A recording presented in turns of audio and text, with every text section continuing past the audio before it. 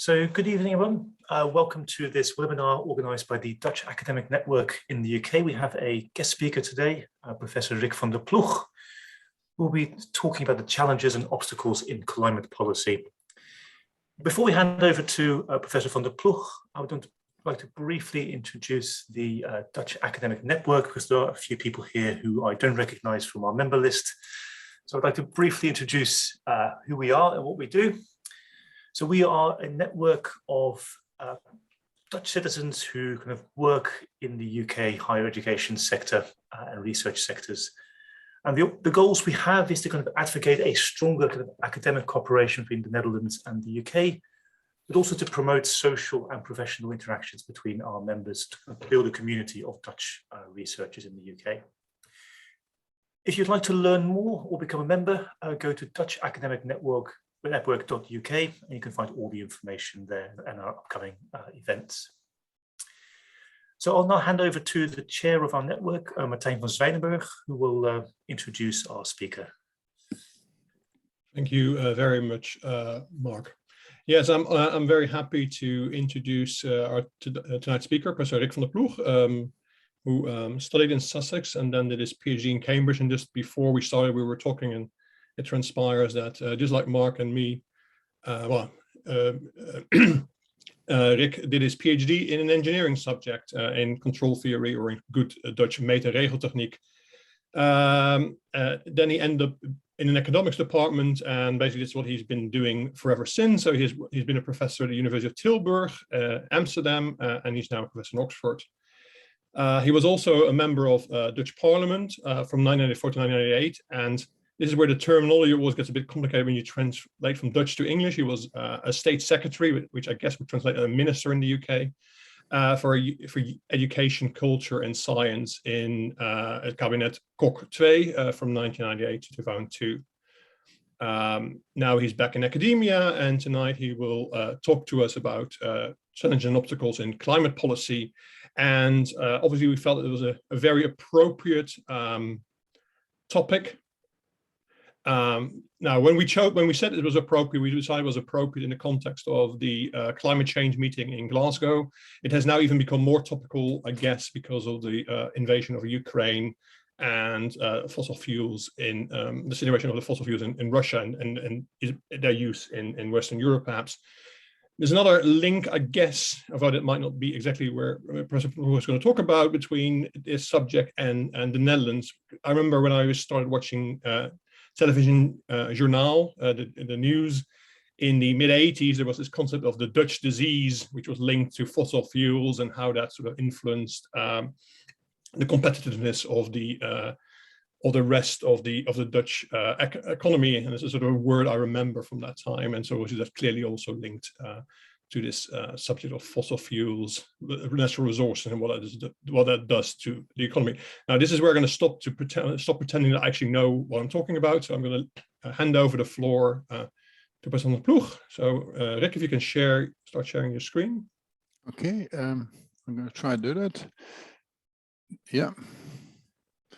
And then we go here. I share, and then I go to the slideshow.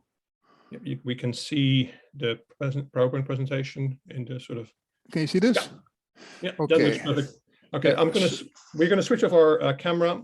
When you're finished, there will be questions, and I will share the questions and more details about how to ask questions after the talk. So Rick, the floor is yours. Yeah, thank you very much for asking me. I'm very sad that we're not together in a room, that we can actually talk and have a drink afterwards and things like that. But as it is, do interrupt when you want to interrupt, mainly for clarification. Otherwise, you do the more bigger questions at the end. So this is what I would like to talk about. I would like to talk about what the golden policy for climate change is and why we do so little of it. Then I will talk all kinds of economic and political and institutional challenges to doing a successful climate policy. And I will talk maybe a bit about the pandemic, a bit about the war, about the bans, and then we'll move on to more radical policies, which are basically what I call the three main forms of flywheel effects: technological tipping, social tipping, and political tipping. So it's a lot, but I'll try to get through it. And I've deliberately tried to make it not technical. So it's basically as I would talk to a journalist or maybe a civil servant. So I tried not to, there's no maths in it, for example. Okay, so the golden policy, what economists teach, is to basically introduce prices. But I've been a politician myself, and there are two characteristics of politicians. One is that they want to postpone things, and secondly, so they want to procrastinate. And secondly, they want to do nice things rather than horrible things. So they don't like taxing. They don't like pricing things. But that's what you need to do. And many people don't understand that if you put a price on carbon, maybe 80 euros per ton of CO2, say double what it does in the market now, it's not necessarily that you're getting at the people trying to get money out of their pockets, because you get revenue, you can give the revenue back to the people. So it's really, the idea is not to make people poorer, it's to change their incentives. So it's not a way to grab money, it's a way to change relative prices. And by doing that, you get people to demand less oil and coal and gas. So you put your heating a bit lower, you might put a jumper on, you may take the bike instead of a car. If airlines are very carbon intensive, you would price it, of course they're not. And then you might take a long distance train. Secondly, if you price, without pricing carbon, you would never have a proper encouragement for people to leave the damn stuff in the ground. As I will tell you in a second, we need to leave the coal in the ground, the oil in the ground, and the gas in the ground. So you need to stop exploration as of today, as of 10 years ago. Pricing carbon will also encourage substitution from horrible products like tar sands in Canada, coal, crude oil. These are all things which are highly energy CO2 intensive per unit, per joule, per unit of energy. And then you might, by pricing carbon, you may take another fossil fuel which looks a bit better. So gas per joule has much less CO2 emissions. So that would kind of move from tar sands, coal, and crude oil to gas. That's only a window of opportunity. It's only temporary solutions. In the long run, we have to get rid of gas as well. And now with Putin, we have to get rid of gas altogether. But that third bullet, that was the main bullet of the Dutch government. It was basically a result of a lobby by Shell. More important is that by pricing carbon, if you don't have carbon, so I invest in a number of companies, I'm at the latter stages in my life, so you have to do something with your money. And then you see that a lot of these renewable energy companies, they're just not quite right there yet. They're almost not quite profitable. But you know, in terms of, you know, tons of CO2 equivalent, maybe an extra 10 euros, 20 euros, and they're there. So by pricing carbon, you're actually making it much more attractive for a renewable energy industry to come off the ground. You will also boost a lot of R&D into clean energy and new fuel alternatives. So by doing it properly, you can take the whole economy lock, stock, and barrel and move it from one direction into another direction, move it from a brown direction to a green direction. A lot of people talk about CCS, that's carbon capture and sequestration. So you basically try to capture the CO2 and bung it in the ground. Nobody wants it. It's kind of a problem with NIMBY politics. Everybody says everybody's in favor, but not in their backyard. But the problem is, it's not attractive to do CCS unless you can make some money on it. And so if you put a price on carbon, suddenly CCS may become more attractive. Without a price for carbon, there's no market for CCS, full stop. Similarly, there's now a huge amount of burning and slashing of forests. Forests are very, very important because they are sinks for CO2. So they absorb CO2 and therefore limit global warming. So if we cut down those forests, it's really bad for global warming. So, you know, if there's a kind of proper incentive for that, for them not to do that, it's attractive. So normally people think that pricing carbon is just a way to cut demand. No, it does all these other things as well. It is really the golden policy. There's thousands of papers and articles on that to show that. You can price carbon in two ways. One is by using a price instrument, by taxing carbon. And the second one is to have an emissions market. So what we have in Europe is an ETS, is a European trading scheme. And there the price of a ton of CO2 does about 40, 50 euros at the moment. But it's changed a bit because of the war, because it's but nevertheless, you can either do it by a tax on carbon or by the advantage of these markets for emission rights is that you can trade them. And by trading them, you can get the most efficient cost reductions, the most efficient ways of reducing CO2 will occur by trading permits throughout the world. That's the idea. But anyway, so I should say that there's those two things. So we know what to do. So now let's look and see what this means. So for example, you might have seen these diagrams. And the bottom end, so this in the bottom time zero is like the beginning of the Industrial Revolution. So it's in Manchester, where my mother comes from. And then on the horizontal axis, you get the cumulative emissions. I should say cumulative man-made emissions, anthropogenic. So on the bottom, it's measured in gigatons of carbon. On the top, it's measured in gigatons of CO2. It's the same thing. And then here you have this called the temperature anomaly. So when people mean 2 degrees Celsius, Paris, or 1.5 degrees, what's been more recently agreed upon, they mean 2 degrees higher than the pre-industrial temperatures, or 1.5 degrees higher than pre-industrial temperatures. So what you see is these are the data, the black, and then this whole spectrum of studies, all that orange stuff. These are the uncertainty margins. There are thousands and thousands of climate scientists, and this is the uncertainty margin they have. But one thing they all find is that the more emissions, the more warming goes up. So the red scenario is a scenario, it's called the RCP 8.5 scenario. It's a scenario where emissions stay very high. So it takes a long time before you're completely moved out of fossil fuel. The dark blue scenario is called a 2.6 scenario for representative pathway, and then you kick out of fossil fuel pretty quickly in the next 67 years. We hope it's done actually by 2050. But the point is, it's a straight line. Well, it's not a straight line, but more or less. So if I say the maximum is 2 degrees, we go like that, you go the line, you go down, and then we can read off what's the total maximum CO2 we can actually have to stay below 2 degrees. Now we're now at 1.2 or something, so we have here, and then the difference between that lot, about 300 or 400 gigatons of carbon, is the maximum we're allowed to emit for the whole global economy. So if I'm telling you that at the moment we're emitting, say let's do before the pandemic, about 10 gigatons of carbon a year, then really this carbon budget, it says really that if you want to stay below 2 degrees Celsius, you are only allowed to emit at the business as usual rate as you're doing at the moment for another 30 years. If you carry on emitting after 30 years, or if you don't cut it down, then then we will definitely go over 2 degrees. Of course, if it's 1.5 degrees, you hit this line much more quickly, and then to be honest, in 5, 6, 7 years, we will have we've passed. If we don't do anything serious, we will have gone over the 1.5 degrees Celsius. So these are the type of calculations you could make. Of course, mathematically you can make them much more sophisticated, but roughly speaking, this is the type of calculations one would do. So the type of what IPCC, this International Panel for Climate Change, have done, they've used this peak global warming, so these maximum temperature increase of 2 degrees or 1.5 degrees as a focal point. It comes out of thin air. It doesn't come from any scientific study. Well, perhaps people think if it goes over 2 or 1.5 degrees Celsius, there is an unacceptable risk of tipping points.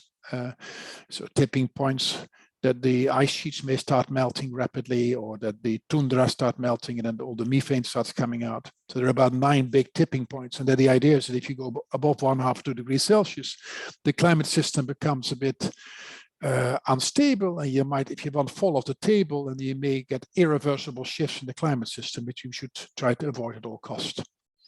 So the type of calculations I just given you is about a safe carbon, about 300 gigatons of carbon, about 30 years of fossil fuel. But the clock is ticking every day. That's basically the story. Every time we wait and delay, every year, every 5 years we wait. Paris is a long time ago now. It becomes more difficult. It becomes much more costly. It becomes much more expensive. It becomes politically much more difficult to actually do it. So then the question is, what should the price of carbon be to kind of ensure that you stay below 2 degrees or 1.5 degrees Celsius? So then what we need to do is that the price of carbon should rise at the rate equal to the rate of interest. Now, why is that? You want to be, efficiency requires you to be indifferent, or firms to be indifferent if you want, or households to be indifferent between paying the price of carbon today and paying the price of carbon tomorrow. So that's me saying that the expected discounted value of the carbon price tomorrow has to equal the carbon price today. And that actually means that the carbon price grows at the rate equal to the rate of interest. And then to know how high or low it is, then you shift it up or above this exponential path for carbon prices to make sure that the total emissions stay below this 300 gigatons of carbon, below whatever the safe carbon budget is. So then you ask yourself, what rate of interest to use? Well, there have been scandalous proposals. The United Kingdom has suggested something like 15% per year. And that's really quite ridiculous, because that means that you start off, if you nail it down at the end, you start with a very low carbon price and you put it all the climate action in 10, 20, 30, 40 years ahead. So really, there should be a huge political debate. Stop using these high discount rates. The economically efficient discount rates, risk-adjusted discount rates, I won't go into the details of that, is about 3.5% per year in real terms. So if you start, say, with 80 euros per ton of CO2, then put down in the constitution or put down in a law, and from now on it will grow at 3.5% per year for the next until 2050. Then all businesses in the world and all households, they can say, well, if that's going to be, if carbon prices are going to rise like that, I'd be crazy if I don't take a heat pump, or I'd be crazy if I don't get rid of my gas, or if I don't buy an electrical car tomorrow. So the idea is you want to have a credible commitment to a long-run pricing path. Where basically the carbon prices should grow at about 3.5% per rate and start at about 80 euros per ton of CO2, about double what they are now. So this guy got a Nobel Prize, it's Bill Nordhaus, in economics for all his work on climate. So, but he's terribly triste. He's very sad. He basically said, and I completely agree with him. I mean, everybody agrees with him. It's impossible not to agree with him. So he says, there's nothing has happened on carbon pricing. The carbon prices are almost zero. And the coverage of carbon pricing is muddled, it's fragmented and low. So in Holland, for example, none of the big polluters pay carbon pricing. They all got free permits. So like the Hooghovens or the steel factories, or much of the greenhouses for the horticulture, they don't pay the proper tax. The only people who pay the carbon tax are households and small-scale businesses. We had all kinds of international agreements. You might remember, if you're old enough, the Kyoto agreements. But they had a complete dead end. Nothing has happened enough in it. So what we also see that we don't only need carbon pricing, we also need to have investment in green technology. And we know there's something called, engineers will know that there's something called Morgan's Law, that for every doubling of solar panels, or every doubling of batteries in use, or every doubling of windmills in use, the cost per windmill or per solar panel or per battery, they drop between 20 to 40%. And the thing is that if you use solar panels, you're reducing the cost for all the people after you.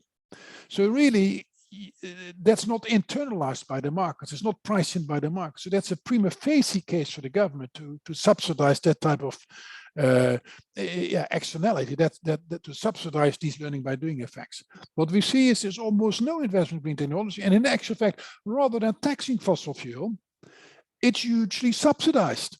So it's all tipsy-turvy. It's all the wrong way around. So I'll show you quickly some slides. So here are the CO2 emissions from 1900, and they're projected. They're just going up and up and up. So the trend is that it's not coming down at all. It's coming down a bit now during the pandemic, but the long run trend is up and up and up at about 2%, 2.6% per year. Discoveries of fossil fuel reserves, coal, oil, and gas, are occurring at the rate of about, basically 2% per year. I mean, they're still happening. People are still investing in discoveries. So this is what we should happen. So we've had seen decarbonisation. So we have seen that CO2 per output, so how much emissions there are per unit of output, has come down. That's just due to technological progress. But it has come down to zero. This is what's called decarbonisation. We have to go to the net zero. So yes, it will be true that some companies like steel factories will still emit, and maybe they can do something with hydrogen and then store it a bit and things like that. So the idea of hydrogen is that we have to switch to renewable energy like wind and solar, but they are intermittent. So wind energy doesn't come in when the wind is not blowing, and solar energy doesn't come in when the sun isn't shining. It doesn't come in as much. So you need to, when the sun shines and the wind blows, you need to store it. And the big storage thing that is either batteries, or now a lot of people are talking about green hydrogen, so that you get extra windmill capacity or extra solar capacity, and you put that capacity in storing it into hydrogen, which is just electrolysis, something we learned in chemistry when we were 15 years old, if you still remember it. It's a very elementary process. And then you could actually get a lot of these, even these heavy industries, get them to use purely renewable energy. It won't be completely possible. So then the idea is that if people do emit, that each company should actually well, offset it by actually then capturing some CO2 either out of the air and putting it in the ground or doing something like that. That's why it's called net zero rather than zero. So that this is the path we're on and to which we're all committed. So then you look at the carbon pricing landscape. You remember what I just told you. The only country which is doing anything is Sweden and Norway. So Sweden is now about $135 per ton of CO2. But then if you look at the global average, so the effective price is much lower because there are so many exemptions. So many heavy industries are exempted. So really then you can do that. The World Bank has a big database. You can just grab it from there on your Excel sheet. And then you find that the global average effective price dollar per ton of carbon or CO2 in the global economy is less than $2. So it's laughable. It's nothing. So and then what we've seen here, these Kyoto protocols. So many countries don't join, but still 60% of the emissions are covered by the protocol. Then America withdraws, and then suddenly it's expired and it's dead. So all these international agreements are now dead, completely dead. So dead as a parrot, as John Cleese would say. So what you see is that the agreement expires, the emissions limit went up for a bit for 5 or 10 years, and then it went down. So there's a lot of talk about it, but it in fact didn't really do much. So here you see, just for America, but we can do this for the Netherlands or for Europe as well. Here you see the subsidies for defense and nuclear weapons, and here for energy and renewables. And you think, well, this seems tipsy-turvy. It should be the other way around. And what this is even more shocking. If I tell you that 7% of world GDP corresponds to the total amount of subsidies we give to coal, oil, and gas. So 7%. So the first no-brainer is to get rid of those subsidies, and then you still have to start pricing carbon, because you see that these subsidies are much higher than these little carbon prices. So really, we have a huge issue that the status quo is not that we have zero interference. No, we have a huge interference of governments to subsidize bad stuff, dirty stuff. So the government is actively encouraging in many countries to encourage global warming. Of course, these fossil fuel subsidies, they happen in the Netherlands, but you see them also in countries like developing countries. So think of India, because if you have coal-fired power stations, so coal-fired electricity, like we still have in the Netherlands, we should be ashamed for all of us. Then you're driving an electrical car, but it's a car running on coal. Well, that's not doing very much for global warming, quite the opposite. But of course, in Holland, we can get rid of the coal and we can compensate the lower income people, maybe. But in India, maybe you can't do something like that. But here we see the challenge that we are facing. So I'm going to give you a number of obstacles, a number of problems, why it's not going well, why it's actually going terrible, why we've got why politicians are not doing enough, why Greta Thunberg is right, and she says it's all blah blah blah, and I think she's completely right. So let's try to understand what political or other obstacles there are to getting there where we need to go. So I think firstly, we should be aware there's a huge risk that people will burn their hands. Don't forget that Shell was the biggest company in the Netherlands. Has a huge amount of public relations experts lobbying the Hague and Parliament and lobbying the ministries. And anything which is done that harms their profits or harms profits of industries that rely on the old industries like the cement industries, the aluminium industries, the steel industries, the horticultural industries, those who rely on large amounts of carbon-intensive fossil fuel, and therefore contributing a lot to global warming, they are not happy with those things. So they will paint a picture. Look, you're making all our investments worthless, because if you're doing a climate policy, that's going to be terrible. So the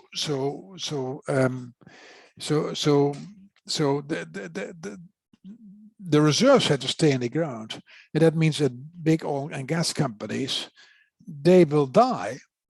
It'll be the end of them unless they reinvent themselves as renewable companies. There's little evidence that they are doing it. And the same thing for the steel factories. They are prepared to go green, but only if the government pays completely. But otherwise, there's a huge risk. So, for example, to make it a bit more precise, we have many coal-fired power stations. These things have typically been built to have a lifetime of 40 years, 30 to 40 years. So now we're telling those coal-fired power stations, no, you have to close now and even the next 2 or 3 years. So then they have to write off all those coal-fired power stations, and somebody is burning their fingers and losing money. Obviously, they will let that be known to politicians, and that will hold politicians back doing those policies. Of course, Trump was blatant about it, and he said, look, I'm a coal guy, I'm not going to do that. Okay, so what you see, for example, here, just to give you, not looking at just looking at the actual assets of oil, coal, and gas first. You see that, and this study has been updated this year in 2022 in Nature as well by the same authors. But you roughly speaking, you need to keep a third of oil in the ground. All of the Canadian tar sands and all of the Arctic should not be left unexploited. It's just too expensive and had too much emissions for it to make sense to take it out of the ground. Half of all gas should be kept in the ground, and literally about 80% of all coal. Now the problem is that if you look at the annual reports of all these companies, and then you look what are the reserves. The reserves are 3 times, or if you look at probable reserves, 10 to 11 times that carbon budget, which is necessary to keep us below 2 degrees Celsius. So there are 2 possibilities. Either these oil companies, whether it's Chevron or BP or Shell or whatever,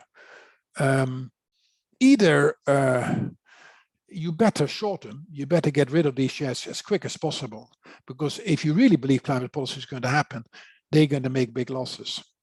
Or the fact that that's not happening suggests that the market just doesn't believe that climate policy is being ramped up. In actual fact, a lot of these oil companies and coal companies have been losing value a lot because since 2015, because people are expecting climate policy to be ramped up. So there's a bit, even though it's happened, people are thinking it will have to happen soon.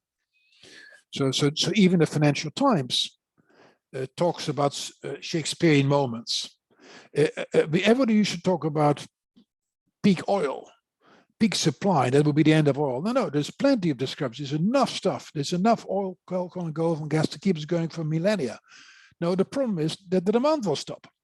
So the biggest fear is that oil demand growth or coal demand growth is no longer given in perpetuity. People are predicting that by the end of the next decade, that the industry could be facing a peak in consumption because government will try to curb the use of fossil fuels. And no chief executive wants to be left holding multi-billion-dollar oil fields the world no longer wants or needs. So it's a bit like a musical chairs thing. So at some point of time, the music will stop playing, and then nobody wants to be left with these multi-billion-dollar assets, which are going to be worthless.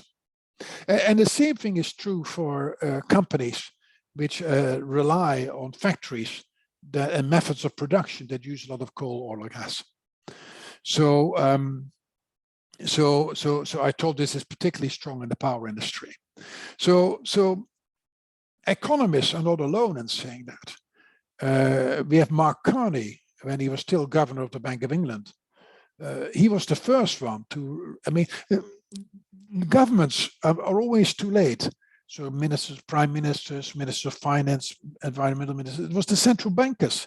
And now Madame Lagarde of the European Central Bank, but also when she was at the IMF, they've all been arguing that they worry for carbon bubbles and they worry for the financial and the fiduciary risks of holding large investments in fossil fuel. So that's not just investments in BP and Shell and Chevron and that stuff, but also if you're a pension fund and you're holding those companies, or you're holding companies that rely a lot on coal, oil, or gas, like steel factories. And in Holland, for example, het Algemeen Burgerlijk Pensioenfonds, that's the pension fund for civil servants, is still heavily in that. And it took them a long time to actually finally say, no, we're going to try to get out of it. But the pension funds, other institutional investors are highly exposed. Carney and others, all the governors of central bankers, now there are about a club of about 200, many countries' central bankers are now behind this flag, and it's run by this Dutch guy who is now responsible for the ECB. It's not just the banks and the pension funds that are at risk, because there can be domino effects. Things can topple over and because the economy is so interconnected. It's also insurance companies. So the pension funds will be hurt by transition risk, and the insurance companies will be hurt by physical risk, the risk of hurricanes, tornadoes, floods, and all that stuff.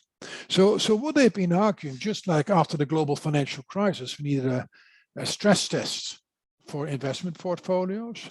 Now we need climate stress tests, say 2 degrees Celsius or 1.5 degrees stress test. So imagine what will happen to your portfolio, your investment portfolio, if the governments really did take action to stay below 1.5 degrees.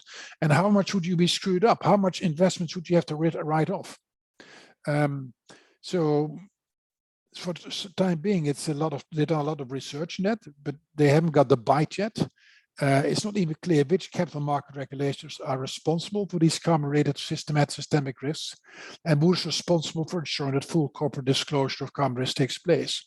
So at the moment, it's not even the case that we know how much emissions each company is responsible. So the first thing that we should do, and again, the Netherlands was not good on that, is we should join an international force to publish what you emit, so that we actually know what the problem is.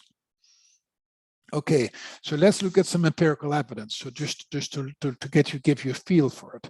The best study is a study by Patrick Bolton, who is actually a professor at Imperial College of Science and Technology, and another professor, Kaspetchik, is there as well.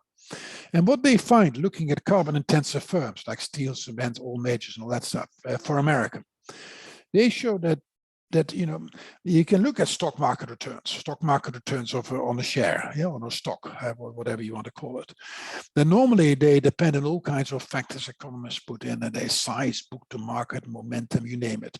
So even when you control for all the usual suspects, then you find that those firms that emit a lot have to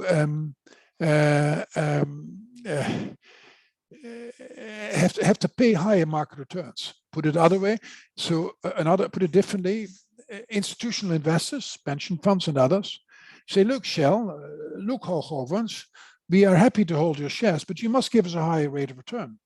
That's what the econometrics or the statistics shows. So they are forced to pay higher rates of return. So then some people mistakenly think, oh, we must invest in those companies because they give a higher rate of return. And I tell you, many pension advisors have said that. And these people should be fired on the spot for being totally ridiculous. It's like building a bridge or something like that, and it falls down, and after the first day, you get rid of that engineer, you get another engineer. And this is the same guy, these guys are doing it. But it's really, why are they paying a higher rate of return? It's to reflect the probability that they are dodgy stocks, that they are stocks which are likely to fall in value when climate policy is ramped up. So these stocks, these companies have to pay a higher return to the investors to compensate them for the risk that they may drop in value when climate policy is ramped up. And this type of work has been redone also for other countries, also by other people, and it's quite a robust result. So when you look at take the left pictures, you look at the cumulative returns, it's called the carbon premium, by how much more you have to pay. It's over 20 years or 12 years, it goes up to 30%. So this thing that it goes up so much is really a reflection of the risk that these assets have. So and it's not just companies that have to pay higher risk, higher returns to compensate the investors for the risk. Banks also ask, if banks give loans to, let's call them dodgy companies, but to companies which have a lot of emissions, they are seen to be dodgy, they are seen to be risky. So what they, again, since about 2015, you will find that those banks will ask them to pay a higher rate of interest. So if they want to borrow money, they are seen to be risky. They may topple over because of these, because they're not ready for the green transition. So banks are charging now, since 2015, higher rates of interest to compensate the banks for the risk they take by lending money to those dodgy firms. So another way of putting it is, markets are pricing in these risks of stranded assets, these transition risks. Actually, the actual fact is actually the case that green banks in the Netherlands, maybe ASN Bank or Triodos Bank or banks like that, they charge fossil fuel firms even much higher interest rate than the normal banks. So they charge higher interest rate on loans in view of the carbon risk. So that's my first obstacle, was there's all these risks of stranded assets. So you could turn it also now. If I was to a politician, I'd say, well, rather than dilly-daddling, rather than procrastinating and being, not quite sure what you're doing, you should have a very credible path for carbon price for the next 30 years so that everybody knows where they are. And in one step, you got completely rid of all these transition risks and these risks of stranded assets. So it is because politicians have been susceptible to those lobbies to delay the pain that will come, that is actually, in the end, is going to be actually even more pain. So the second problem is that the time scale. So it's very difficult to find investments that give a high rate of return when global warming really hits. Yeah, the only thing we can really think of are maybe dikes or water defenses and things like that. So there are really no markets for 100 years ahead. Maybe put it differently. The Netherlands hasn't really got a good system for valuing long-run projects. If you're mitigating and if you're doing adaptation investments for climate, then you're talking about 50, 100 years ahead. But then they use very high discount rates. So all economists should say that the discount rate should maybe start with 3.5% and go down to 0% for maybe 100 years' time. Because the Dutch government doesn't do it. They've got something called the Disconto Food Committee, the Discount Rate Committee. And they don't allow properly for such a declining disconto for declining rate of interest. And therefore that biases it against long-run investment projects, which are so crucial for climate. Then another problem is that it's a huge ask for two reasons. The first thing is that if you ask people, everybody says, yes, let's do something about global warming, but you're all sitting on your hands and hoping that somebody else will do it so that you have to do less. So every country is waiting for other countries to do it. I remember when I was in the Kok government in the late 90s. The first time I was also a member of parliament. First page of the Telegraaf. Van der Ploeg is trying to take your car away. I was just at a modest proposal for a carbon tax. I immediately had to come to the torentje, to the prime ministerial office. And he says, no more like that, because we immediately went down in the polls. And we can't have that type of nonsense. It's almost as bad as taxing the royal family, which I also made a case for. So really what you're seeing is that it's very difficult at a coalition. There's a lot of free riding. Everybody wants to free ride on everybody else doing cutting emissions. Clearly, we as rich countries have a moral imperative to do more than poor countries, because poor countries are hurt most by the global warming we cause, and we have caused most of the global warming since the beginning of the Industrial Revolution, which was of course coal-driven. So some people say let's do climate clubs. And that the idea is you start with a number of countries together, and then try to make it grow and grow and grow and grow. And then these countries put on a more and more ambitious climate policy. And then if you're a member of the club, you get other trade advantages. And that could work quite well, but we have not seen it happen. Another problem is that you're asking current generations to make sacrifices for future generations. So the remarkable thing that's been found by Kok and co-authors, they split the world up in a couple of 100 countries. Then each country was split up in about 60 generations, 60 cohorts. And they asked a simple question: is it possible to reduce emissions, to put carbon pricing in? And then use the revenue to give transfers to countries and to give transfers to generations in such a way that every country and every generation gets better off. The surprising answer is yes, it's possible. You can have an international and an intergenerational win-win situation. What happens is that you have to run up government debt in order so that allows you then to make transfers from generations to be born to current generations. Secondly, unfortunately, you'll have to bribe people like, say Russia or oil-producing countries, Algeria, Nigeria, to stop using the stuff. So there'll be transfers going to those countries, and maybe there'll be some transfers going to poorer countries too, because they prefer to have food on the table than to worry about the global warming. But the thing is, it can be done. So it's not an impossible task. But of course, 30 years of negotiations have led to nothing. So the fourth obstacle is what's called carbon leakage. So that means that if Europe starts pricing carbon, then well, that's fair enough. Then everybody says, no, you can't do it. So then the steel factories, the cement factories, the mini factories, they will lobby Parliament and they say, we can't do it. And therefore they never had to pay, because they say, you'll just get imports from outside Europe and they replace our stuff that may be even dirtier. And that's called leakage. So if we in Europe put a price on carbon, we just get more carbon intensive goods from China, from India and whatever, and then our own industry goes bankrupt. So of course, the best way for dealing that is to put a big climate wall around Europe and tax any products being sold in the European Union coming from outside the European Union, tax them for the emissions that they cause. So these things are called border tax adjustments. And the European Parliament is now talking about it, not the governments themselves, but the European Parliament has made good progress on it, and for a rough system of border tax adjustments. Of course, the difficulty is, how do you measure how much emissions are inherent in the products that you're going to import from outside the European Union? So they've got some system which is a bit coarse. It's based on the weights and things like that. I would say go with that and then refine the system as you start.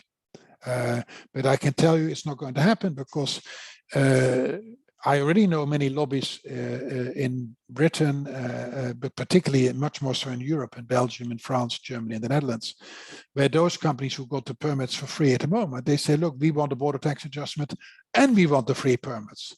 And of course, that should not be the case, because as soon as you have border tax adjustments, there's every reason for the steel companies to pay the same carbon price as everyone else. So that's the same thing. This is a problem that can be solved, but has not been solved yet. So another problem is a bit similar. So I was in Algeria, and I was explaining to the Minister of Finance, and I said the same thing in Russia 5 years ago, and they both came up the thing. Yeah, but so said, look, you must do something, because sooner or later, there will be, the climate policy will be tightened, and then you'll be out of business. So to which their rational reaction is, oh, then we should pump the stuff quicker out of the ground. We pump oil and gas faster out of the ground to avoid those capital losses which will come when people finally wake up and do climate policy.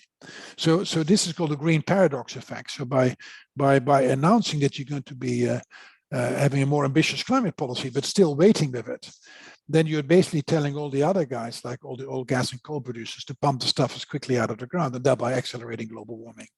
So that's another. So by politicians, two ways to recognize the politicians: they procrastinate, and secondly, they prefer carrots to sticks. So they prefer subsidies to taxes.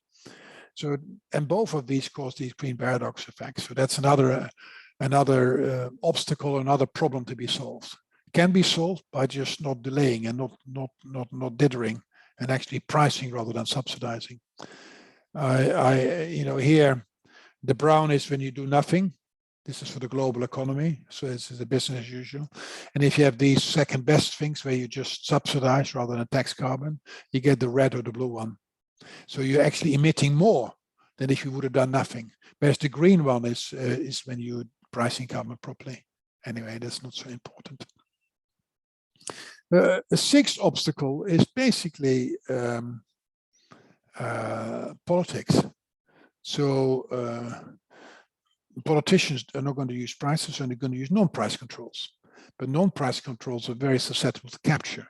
So I'm now thinking of energy efficiency standards, mandatory sequestration, mandates for renewables, you name it.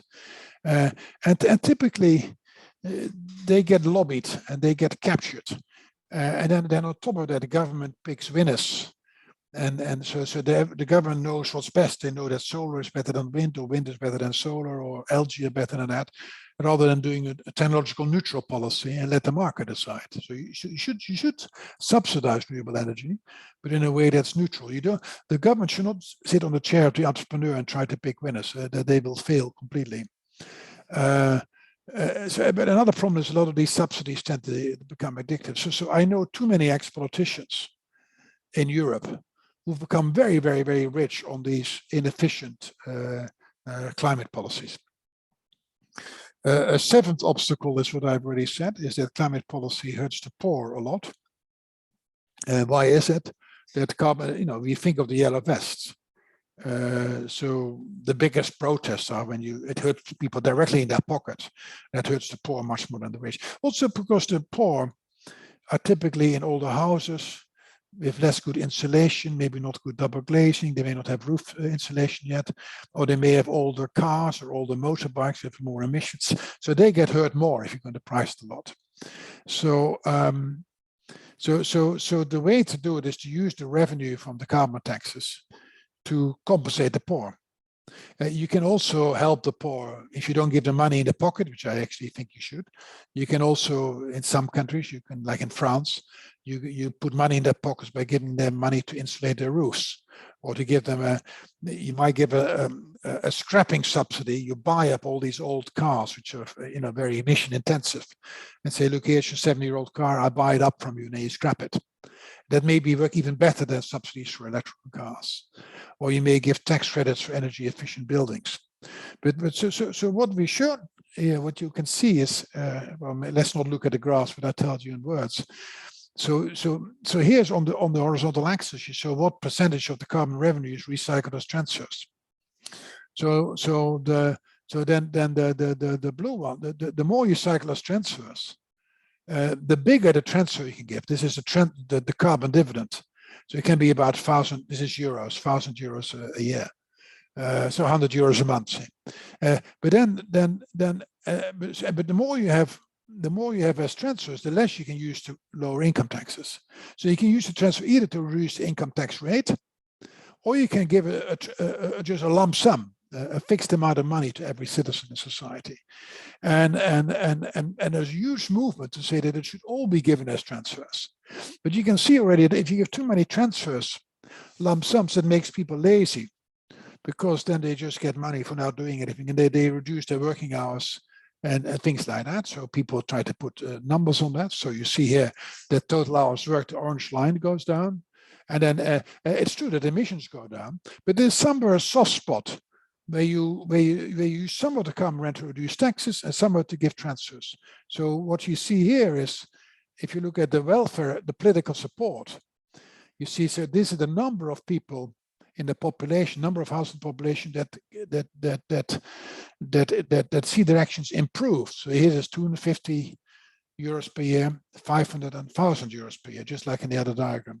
And see, if you do it all at the highest level, you fall under 50%. But here, around here, so if you give about 500 euros per year like that, 45 euros a month, and then maybe the rest is kind of a cut in income taxes by as much as 7%. At this point, it's quite a lot. And then that combination is an ideal mix of equity and efficiency. And furthermore, it gets it across the line because more than half the population is in favor of it. Then there's some chance of defending it in Parliament. So all I'm saying is that there is this extra obstacle of climate hurts the poor relatively more can be overcome by having good transfers to the poor. Clearly that has not been done because these obstacles, when Macron did it, he completely forgot about it. It was like he had a blind spot for it. It was, of course, a Goldman Sachs man, but he completely forgot about it. And then, of course, it was all the protests. He will never do it again. So the question is not to do carbon pricing, but to use the revenue to help the poor in an efficient way, which I tried to sketch here. So I'm almost there. So another obstacle, and that's particularly relevant for the Netherlands, is well, the spatial needs. You need a hell of a lot more space for windmills, solar panels, hydrogen factories, and carbon capture and sequestration. You need it in the soil and you need it in the land. It's a huge challenge, much bigger than the totally failed and misguided Betuwe rail line. So if you look at the watts per square meter, so watts, if I still remember from my engineering days, is joule per second. So it's just how much energy you get per second per square meter. So if you use fossil fuel, is 500 to 10 to 1000. So you get nuclear 500,000, solar 5 to 20, hydropower 5 to 20. So what you see here is that biomass, solar, and hydropower and wind use a hell of a lot of more space than nuclear or fossil fuel per watt. So what? No, let me put it this. Yeah, that's another way of putting it. These numbers are so small, solar and hydropower, and for wind compared with fossil fuel and nuclear. That means that they use maybe a factor 100 times as much more space is needed to accommodate that in a densely populated country, for example, like the Netherlands. It's going to be problematic. This is the point that was well made in this book by Bill Gates. So how much power is needed for the world? About 5,000 gigawatt. So in the US maybe 1,000, the mid-sized city 1 gigawatt. And then you can calculate from these things how much space you need. So I did that for fun for the Netherlands, probably just back on the envelope. Amsterdam and Rotterdam have areas of 200 and 300 kilometers squared, of which a quarter and a third are water. But you need about 7 times the area of Amsterdam and Rotterdam to fulfill our renewable energy needs. You may think 9% of the surface area of the Netherlands is not very much. It's huge because it competes with the extra space needed for green, the extra space needed for transport, and the extra space needed for new houses and things like that. So anyway, these calculations are undoubtedly wrong, because I just did them on the back of my envelope, but these type of calculations should be necessary, and I rarely see them. I don't see them in official documents, and yet this is by Q&D means quick and dirty calculation, but we need proper calculations for that. Then finally, and I'm almost there, is this idea of climate scepticism. So how do you deal with Baudet,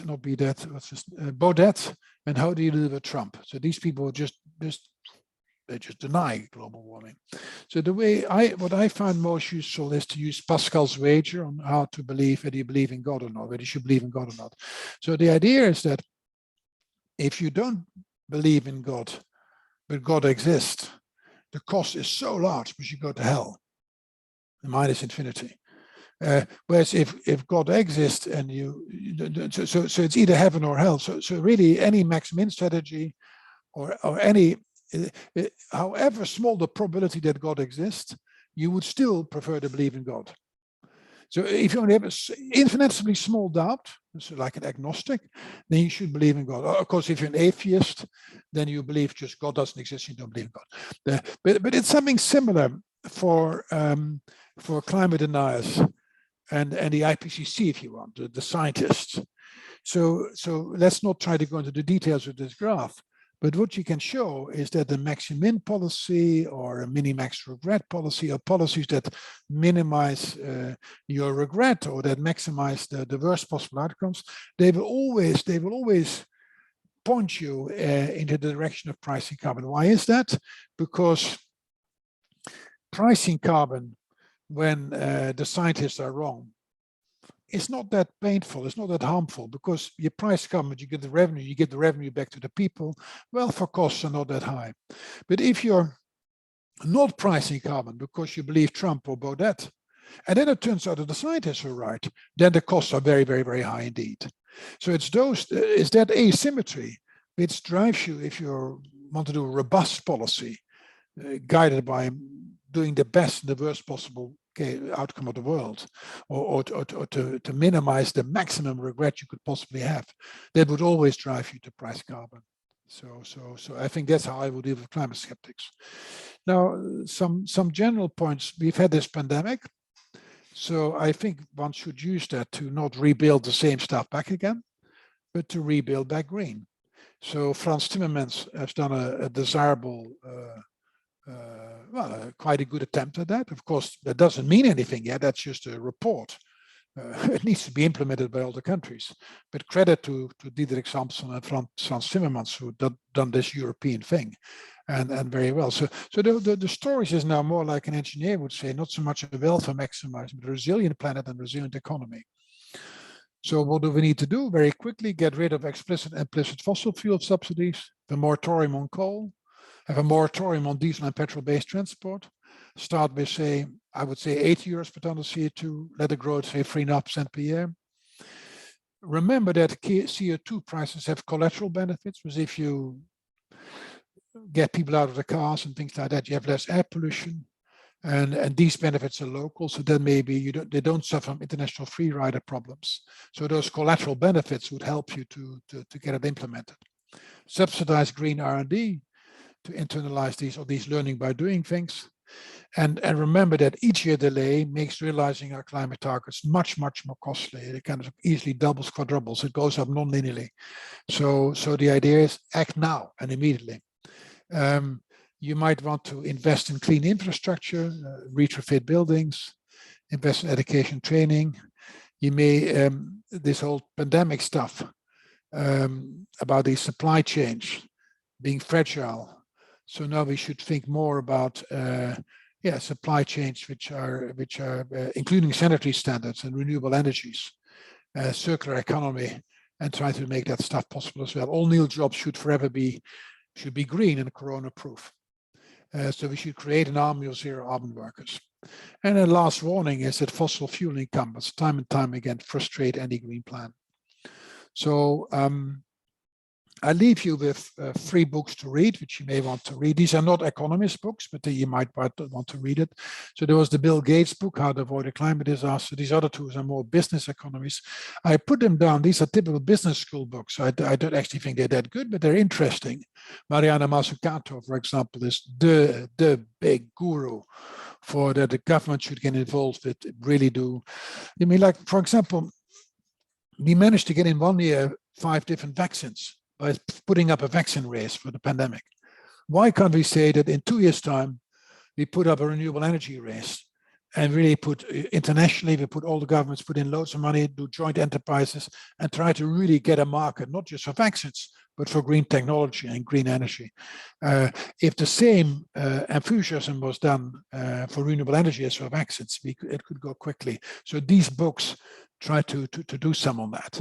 So the idea is that there's this triple crisis, and that it's not just the government, it is firms and households that should do it. This is the Swanson's law I talked about. For every doubling of volume, costs drop by about 20%. It's a log-log scale, as you can see. And I want to finish with this. This is then my last slide. So I said I would say something about radical policies.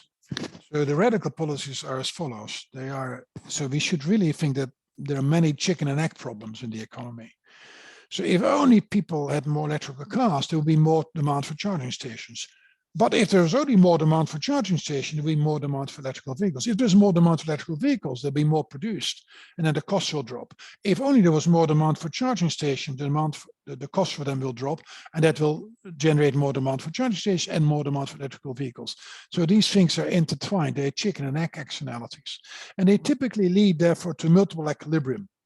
So it's very easy to show that you can be stuck in a bad equilibrium where we are now, But you could be actually then, you could, just like you have tipping points in the science, you could have tipping points in social and the economy, that you can have technological tipping points, that if you exploit these learning by doing laws, and if you exploit these strategic complementarities, you can go to a low emission equilibrium, where suddenly you're in a renewable energy thing. You do that via a big push, a big subsidy, which is very temporary. And then once you're in the new equilibrium, you can take the subsidy away, because then that's the stable equilibrium. This also is true for social tipping. What I just said was technological tipping. The social tipping is if you, there are always some people that are green and there are others that are more materialist. If you subsidize a number of green projects, initiatives at the local level or at the district level, and they are shown to be successful, then there may be a virtual circle, a virtual spiral, that social tipping suddenly takes place, and then you shift, boom, to the other equilibrium. So these things is a thing called radical climate policies, which require a grand coalition of visionary politicians, business leaders, and people in society to shift from a bad to a good equilibrium. So it's these technological, social, and also political tipping points. So we know that if Germany goes, then Holland will go. So my last sentence is that mankind has always been inventive. We will rise to the challenge, but we mustn't wait for it. It will be much costlier, and maybe it might be too late. Of course, what will happen now is that we have Russia, the war in Ukraine, and people should see that as an opportunity to accelerate the green transition. What governments are doing the opposite.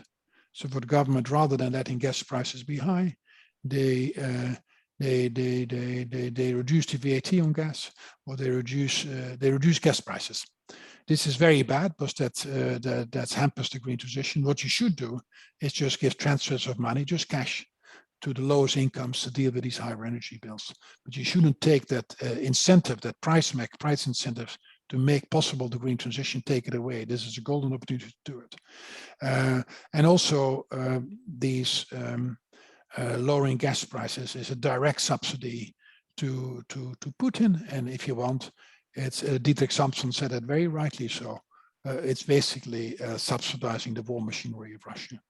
So that's a very, very bad policy, which has been done in Sweden, in the Netherlands, Germany, and a few other European countries. It's just the wrong policy, and we should not have done that. I will leave it with that last comment. Thank you very much. Thank you very much, Rick, for a very interesting and challenging talk. Challenging and sort of giving rise to challenges. Cool. Everyone, if you want to ask questions, you can put them in the Q&A, and then I'll ask them on behalf of you. So the first one, the question is from Natalie, one of our board members. It's a very long question, so I'm going to try to summarize it. And I think you should be able to see it also, Rick, because there's if you go to the Q&A tab. But basically, if I summarize Natalie's question, it's all about basically saying that a lot of these solutions might require more like collectivist sort of approach to doing things, rather than the individualistic approach that we normally take, at least in Western society. It wouldn't surprise you to know that Natalie is a psychologist, a cultural psychologist. So do we need to sort of like change something about the mindset of the people, not only about like green or non-green, but also a different way of appreciating things? And I think it's an absolutely wonderful question, Natalie. So economists, they should be very modest. So what does that mean in practice? Of course, we're not modest, but but then you work with sociologists, you work with psychologists, and you let yourself be informed. So there's a whole idea of collective thinking and how that preferences can be shaped. So old economics, like it was taught at school, at universities, treats preferences as given. Whereas what we now know, that preferences can be shaped by psychology, by social things. That's what I meant with these radical policies. People look at other human beings. So if you see your neighbors being green all the time, or if you see your neighbors paying taxes, not cheating the tax system, then suddenly you pay taxes as well. But if you're in a country where nobody pays taxes, well, you say, well, why should I bother? And it's the same thing with this green stuff. So this whole idea of collectivity, I've just said it for individuals, like households and people, but this is true for business as well. So if corporations take the lead, so Siebesma of DSM was very good on that. Then people look up to him as an example. If DSM does it, maybe we should do it as well. And then suddenly you get this rolling on thing, and then suddenly you go from the old equilibrium to the new equilibrium. It's exactly similar to the social norm stories which we had, for example, in China. There we had thousands of years of food binding, when girls from rich families, they had their foot were tied together so that they wouldn't grow, and they couldn't walk far away, so they would stay with their husbands. And it was a cruel, terrible practice. And about 10 or 20 years, in just a moment of time, it changed and it switched to the other equilibrium, where this was completely seen to be a very bad thing. And I think what I also read in Natalie's question is that these radical shifts in preferences, in the way we can look at collectively change things, is a way of thinking that's insufficiently taught, and it really does require cross-thinking between economists, sociologists, and psychologists, and indeed perhaps also people who are interested in how the brain functions, so neuropsychologists, neuroeconomists, and things like that. So this is not the engineer. So yeah, people often think of climate as an engineering problem. Yes, it is in a way. Just get these clever engineers and get them to that. That's a Mark Rutte story. Just get those engineers, and they will find inventions to get us out of this hole. But I think you need to think on the social side and the collectivity of organization side as well. And it begins, of course, with education. So it's absolutely excellent question. Cool, thank you. Yeah, so if anyone else has a question, please put them in the chat, or in the chat, in the Q&A. So I think I've answered. I think that's the only question that was there. So I actually, Mark, I have a question, but I'll let Mark ask his question first. Well, speaking of changing kind of mindsets, when you've been focusing on carbon tax, whereas there's other greenhouse gases, methane, an obvious one. Sure. So in terms of changing mindsets, people have been speaking about eating less beef, for example, or meat in general, to kind of instigate this change. So how big an impact comparatively would a carbon tax or a methane tax, or a beef tax, if you may call it, have an impact? So comparatively speaking. So methane is a very different gas to CO2. They're both greenhouse gases, that's correct. It happens for a large extent due to agriculture, like the farting and burping of cows. No, not chickens so much, it's more cows and lesser extent pigs. And these CO2 emissions, they are less aggressive. Methane emissions is more aggressive. So it has a much bigger kick to temperature, maybe a factor 10, 20 times bigger. But they stay much shorter in the atmosphere. So CO2, a large part of CO2 stays maybe forever or for thousands of hundreds of years in the atmosphere, whereas methane's maybe 10, 20 years. So what you should do is you can calculate that. It should be higher than the CO2 tax. One should have a meat tax if you want. Well, I would call it a methane tax, but people say a meat tax because, well, then a journalist will write it up because it hits people. You know, it resonates with those vegans against carnivores. But really, what you do, of course, it's not just food which emits methane, but there are many other industries as well. So a methane tax or a meat tax, if you want, I'm in favor. That would help. But again, what you really need is that's only complementary to a change in education, to a change in trying to get these social tipping things in organization. They should go in tandem. Yeah. And the price for methane is different than from the price of CO2, and people have done studies on that, and so it's the ways you calculate are very similar, but it's actually a bit higher. Thank you. Cool. So I actually have a question, but actually, not so much a question is more of like, well, I'm interested to hear your thoughts. So as somebody who was trained as an engineer and who has an interest in having sort of industry around, and sort of like not importing everything from outside, from far away. So I'm quite interested in this sort of concept of like a border tax, because otherwise you have this risk, as you discussed, that basically we basically export our emissions to far away, to China, and basically that is obviously bad. I guess it's bad for two reasons from my perspective. A, because we don't get rid of these emissions, and maybe they actually go to places where processes are maybe even less efficient. But so and so basically we can feel good about these industries are gone here, but actually they're still around, just far away from us. But obviously because the CO2 climate change problem is a global problem, it's not like they didn't go away. So you were skeptical because this morning I was reading something, or this afternoon I was reading something about Europe coming up with this policy for like imposing a tax at the border. Yeah, the border tax adjustment. That's the European Parliament. But you're skeptical about this actually happening. No, I think that's absolutely essential. No. So it's to avoid this leakage. So if you otherwise price carbon in Europe, you will just get imports of dirty stuff from outside Europe. And it's that has been pointed out by the steel and cement industries, and that's why they don't pay any taxes on carbon, because they say, look, otherwise you're just helping other stuff in, so we don't do it. That makes sense, I suppose. But now, if you if you make a level playing field by pricing the imports on the border before it comes into Europe, and say, look, we pay taxes on carbon in Europe, so if you want to sell in Europe, you better pay it before you get into Europe. Then you have a level playing field, and then there is no reason anymore for cement or for steel and those type of industries to say we can't pay the price on carbon anymore. They will still try to say it, but they can't get away with it. And so yeah, border tax adjustment is absolutely crucial to complete the picture. Cool. Okay, that makes sense. Some question from an anonymous attendee who says, well, thanks for a wonderful talk. Your discussion on spatial requirements for renewable energy technology is very interesting, and planning systems will be very important. Interested to hear more about your perspective on the roles of hydrogen and carbon capture and sequestration, CCS. Yeah, so hydrogen, so people have this blue hydrogen. Then you basically, well, that's going to be an end to it, because it's end of Russia, end of Groningen. So that's basically you use gas, and then you use that to store it into blue hydrogen. We really are not interested in that. We should have green hydrogen.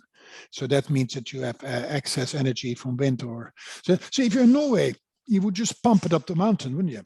You would take the energy, pump it up the mountain, the water, and then when you need energy, you let it clatter down the mountain again, and you make electricity out of it, and everybody's happy and hunky-dory. Of course, there is some loss down the line, but it's manageable. So hydrogen is an alternative for pumping it up and down the mountain. It's not ready yet. It takes about, people, although it's a very easy technology, it's not ready yet to be implemented. It needs at least another 10 years. So it's a long time. So we're talking about 2032. And yet everybody is relying on it, and then it's even more so they're relying on these hydrogen in order to, otherwise the switch is not possible.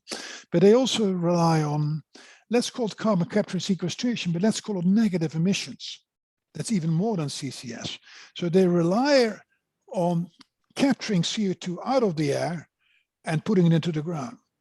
Well, that's a long story. Yeah? So yes, it's possible. So for example, the BAM, they now build a lot of university buildings and other buildings which are made out of wood.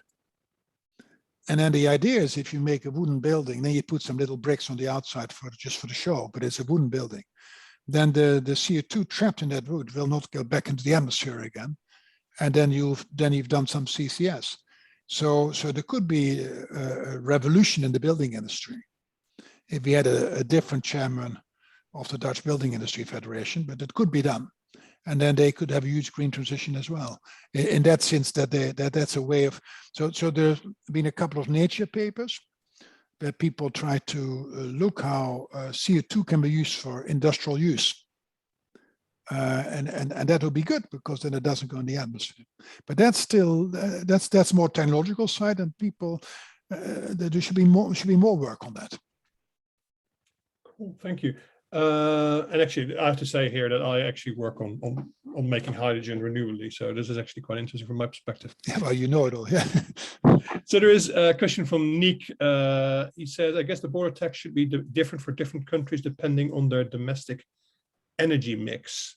I'm not sure if Nick means these are countries, if this is countries exporting to the EU, or, I guess so, yeah. For example, would that, like, if you have a border tax, would it be a fixed amount, or would that differ from, I don't know, if you get something from Norway where Norway's actually not in the EU, I guess. But no, but it is effectively. Okay. But say that you have 40 euros per ton of CO2 in Europe. Yeah, that's roughly what it is now. Then that's your ambition should be to charge that for the stuff coming in. Now the question is, how do you calculate the emissions inherent in a pair of jeans, or the emissions inherent in a bicycle? So then you have to calculate all the emissions that have been done, and then you have to charge that price on it. So that's very difficult. So what people do, the European Parliament suggestion is that you look at all the raw materials that have gone in, and then you look at the weight, and then you come up with a rough estimate what should be paid at the border. Of course, industry will protest and this and that because it's coarse. But I think you start with a coarse thing and then try to refine it and get it better and better. But the idea is it should be the same for every country, and it should just be based on the best possible estimate of the emissions which are associated with that product you're importing. Yeah, but I guess, and then of course it will differ for different countries, because different countries export to Europe different types of commodities. But also, I guess what Nico's trying to say is, for example, if you get something from Iceland, say, where it could be made completely renewable with geothermal energy. Oh yeah. So okay. So it's only a price for the CO2 or the methane content. So if it's been done with hydropower, like in Iceland, then of course it just gets in for free. It doesn't pay that border tax adjustment, because it's not nothing to do with emissions. No, but it's not going to be a price for like a kilogram of steel, irrespective of where it comes from. No. Like, it's a very good question, because Holland has always done that. We have this Tsar. I know him reasonably well. He's a nice chap, but he doesn't know anything about economics. This guy called Ed Nijpels, a lovely guy, but he invented the idea that in Holland we have a tax on energy. And he thought that was a climate policy. So the tax is the same, whether it's coal, solar, gas, or oil. It's completely ridiculous. It should be a tax on emissions. We still don't have it properly. So the Dutch, it's an energy tax, and then maybe Nico was hinting at that politicians have a tendency to kind of, you should differentiate. So it's not a tax on coal, gas, or that. It's a tax on the emissions associated with that. So that's why coal should be taxed much more than gas, because gas has per energy unit less emissions than coal. Cool. Quite a factor. Thank you. Any other questions? So Nico says, what if a country is 100% green energy use, and if they sell 100% green energy products, they have zero border tax adjustment? Okay. Sorry, I hadn't seen that, Nick. I actually have to say that I quite like that book by Bill Gates as an engineer, because it's pessimistic and negative, but also it paints an optimistic picture that something can be done, rather than a lot of climate. A lot, like anyone, there's a tendency to put your head in the what's the word? What's the bird in South Africa?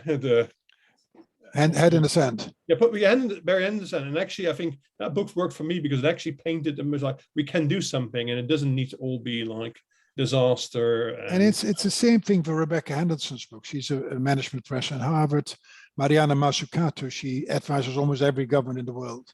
And they have these optimistic notes from business and things like that. So that's why I put them down. They're not academic books, but it's kind of interesting. You come out of it thinking, oh well, let's get down to it. Because I guess that's part of it. We also, like, if we all feel like nothing is all going to be a disaster, and even if it works, we are basically going to go back to like the Stone Age, which is then basically it's going to be hard to motivate people to do something. So yeah, I mean, people overestimate the costs. I mean, like we're talking about maybe 1 or 2% of GDP. That was before the pandemic. The pandemic probably cost more than that. So it's just more a question of wanting to do it. And the reason you don't do it are all these lobbies against it, because you're trying to kind of give more room for new industries. They're not the status quo, so they're not on the tables. So it's more difficult for them, but it will happen. It will happen, and it will shift. And when it shifts, it will shift rapidly. There'll be the rapid shift. From a social, political point of view, it'll be a rapid technology shift. But it's disappointing that when you look at now the Ukraine war, that of course there was this ban on Russian gas, and then the gas prices shoot through the roof. And the knee-jerk reaction is to lower gas prices via subsidies, which the opposite should have been done. You should give money to the poor people to deal with those gas prices. Okay, yeah, fair enough. I guess you have to do something, because obviously in the UK, you have to do something, but in a way, well, that makes sense. So of course the poor people are hurt, so you pay them, you get them extra whatever is necessary to compensate for those gas prices. But you let them feel the gas price, because that forces them to be economical about it. No, I agree. It's just because obviously in the UK this is a very hot topic because of this sort of most of us are in the UK, if not all, and there's this cost of living crisis and crunch coming. No, but that same cost of living crisis is all over Europe. It's in the Netherlands too. It's in France too. People, it's a big thing. It's a big thing. Yeah. Cool. At this point, I think if there's no other questions coming up in the chat, we will finish.